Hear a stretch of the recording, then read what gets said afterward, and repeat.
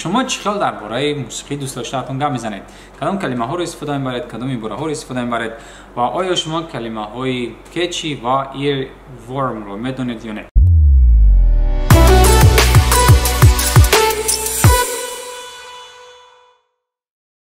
سلام دوستان، نام من سعدی و این زبان آموز است و کی سلام دوستان، نام من زبان آموز است که هر هفته چی؟ سلام دوستان، نام من سعدی و این زبان آموز است که هر هفته با شما زبان انگلیسی می‌آموزد. اگر شما ما را باری اول تماشا می‌کنید پس با صفحه ما لایک کنید تا از این گونه درس‌ها هر هفته با خبر شوید. برای در موضوع‌های گوناگون صحبت کردن و گپ زدن ما باید لغت‌های وابسته به این موضوع را دانیم. و گپ زدن درباره موسیقی هم لغت‌ها و فرازه‌های مخصوص خود را دارد و امروز ما با شما 10 کلمه آیدی سخن کردن در زبان انگلیسی آیدی موسیقی دوست داشته را میگذاریم و با شما میفهمونیم. یکم کلمه برای امروز این کلمه تمپو است. این تمپو در زبان تاجیکی همچون سرعت ترجمه میشود و این سرعتی بیت یا اینکه سرعتی آهنگ آن همون موسیقی رو در نظر دارد. زیرا موسیقی که میشن که سلو تمپو دارن یعنی تمپی سست دارن با مانند این موسیقی و کلمه هایی که میشن های تمپو یا که فاست تمپو دارن با مانند این موسیقی. So, do you like high tempo music or slow tempo music? شما موسیقی های سرعت تیز رو یا اینکه تمپی تیز رو یا اینکه تمپی سست رو نظم میبینید.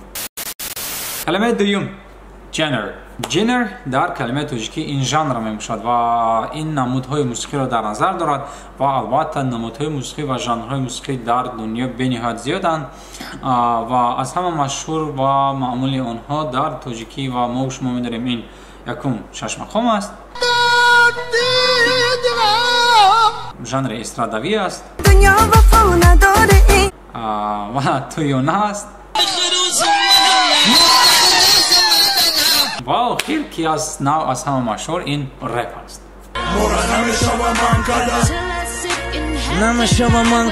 There are many genres of the music but rap is my favorite. در دنیا ژانرهای موسیقی بنهایت زیادند و از همه دوست داشته برای من این رپ است. کلمه سوم لیریکس در زبان تاجیکی این متن موسیقی است، یعنی همون اسکریپت موسیقی را در نظر دارد و برای صورت‌های انگلیسی مخصوصا ما بسیارتر اسکچات می‌کنیم که ذخیره می‌کنیم آن همون لیریک‌های موسیقی ها را و گوش می‌کنیم موسیقی را با اونها، زیرا هنگام شنیدن موسیقی ما اونها را برابر می‌خونیم و این صورتی آموزش زبان انگلیسی ما را تیزتر می‌کند. مثلا I need to read the lyrics of this song. I couldn't understand some words. من باید لیریک‌های که متن این سرود را خوانم زیرا من یک چند کلمه را در آن نفهمیدم. کلمه چهارم هیت سرودی را در نظر دارد که بنهایت مشهور شده است و این سرود را شما در همه جاهای جمعیتی، در اتوبوس، در تاکسی، در مترو که متاسفانه ما نداریم و در جاهای حتی در رستوران یا که جاهای جمعیتی که آدم‌ها بسیار میشن شما در آنجا این موسیقی ها را شنیده میتوانید. آنها هیتن، هم آنها را درباره آنها گپ میزنند و آنها در همه جا صدا میدهند. و یکی از هیت های در زبان تاجیکی در سرودهای تاجیکی این سرودی قدم قربان با مینا بود. مینا جون امیرایو.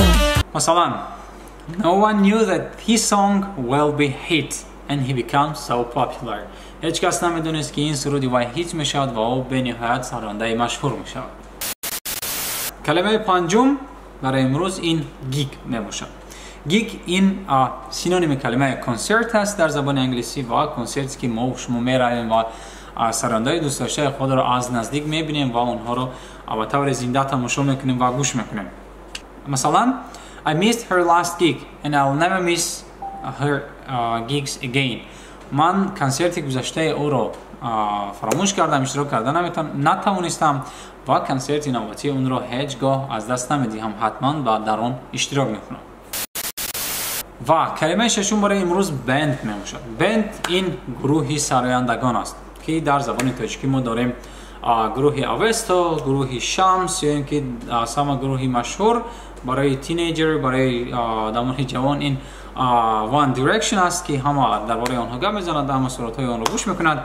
و مثلا my favorite band is One Direction. I love them all. گروهی دوست داشته من، گروه موسیقی نوازی دوست داشته من این گروه One Direction است که من آنها را به نهایت دوست می‌دارم. I love them. I love them. tak کلمه هفتم coward. coward این سرودی است که آن را دیگر سراینده می‌سازد. یعنی فرض کردیم یک سراینده یک سرود برآورد و او هیت شد، از همه مشهور شد، پس دیگر سرایندهان سرودی آن را گرفته کاور میکنند، یعنی آن را میخوانند.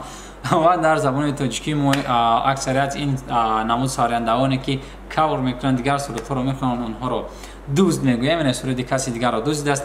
اما در دولت‌های اروپا و آمریکا این کاور کردن به نهایت فایده دارد، زیرا این سرود تا چند بالا می شود و مشهور می شود و مخصوصا سرایندگانی هستند که سرود خود را ندارند و همه وقت سرودهای مشهور و هیت را کاور میکنند، اونها را می سرایند، از سر نو می سرایند. و مثال عادی شده می تواند برای کاور این سرودی میری مفتون است، خلای از مزه،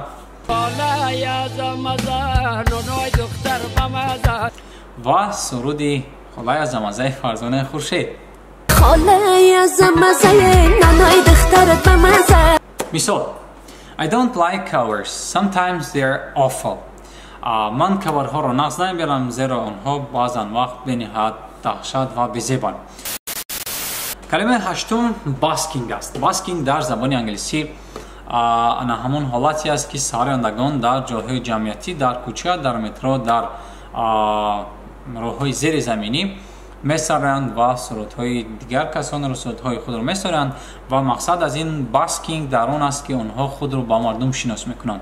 این اکثریت مردم با آنها پول میپردازند، تین میپردازند و مقصد اساسی آنها در اینجا این پول جمع کردن نیست، بلکه خود را با مردم شناس کردن است و با قول گویم یک رکلام است که آنها خود را رکلام میکنند. مثلا after 2 years I started to bask full time.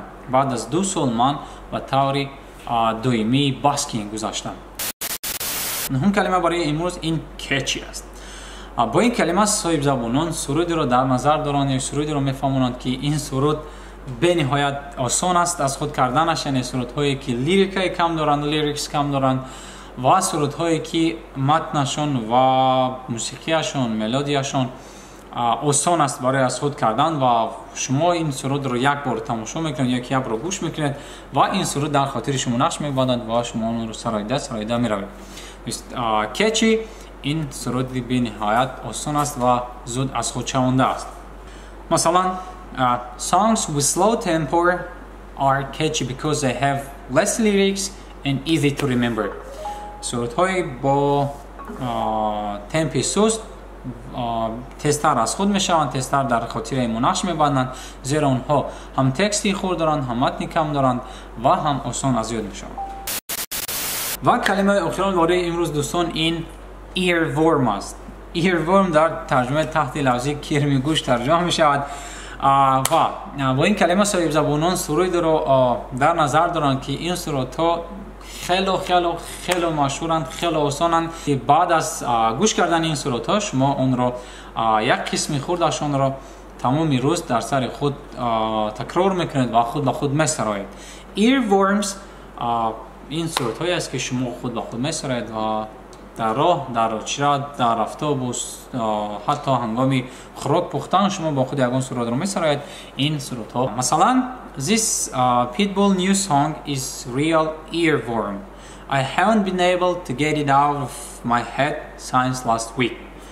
سرودی نوی پیتبول در حقیقت earworm است. من حتی یک هفته او را از سر خود دور کردن نتوانستم.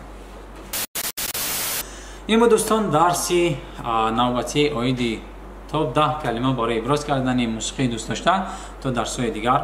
بای.